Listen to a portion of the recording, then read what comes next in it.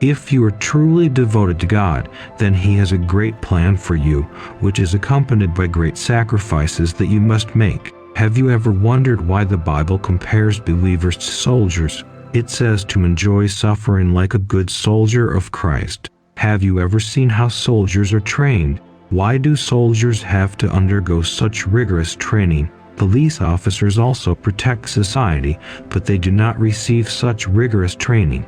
And all because the soldiers have a very high level of responsibility, and they cannot afford to sleep or sit back in the service. It is impossible to even imagine that a soldier can be so irresponsible and forget his box of ammunition somewhere. And here one could quite seriously ask whether he really received military training.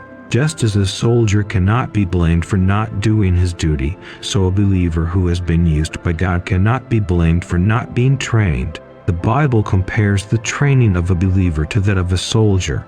First, let's look at the main characteristics of a soldier. The main important feature of a soldier's life is discipline. Well-disciplined troops are those troops that have clear rules and execute them flawlessly. In the same way, God establishes His own rules and requires believers to strictly observe them, and there is no exception for anyone. Your training also includes discipline and, along with these, you must learn not to compromise. Another feature of a soldier's life is the observance of instructions. The level of obedience to a superior officer is very high, and a trained soldier will never disobey a direct order. Failure to comply with the order is very severely punished. The believers also, they obey their pastor, the one who is above them. They obey God. God's instructions, as well as the orders of the soldiers, are non-negotiable and are carried out unconditionally and to the end.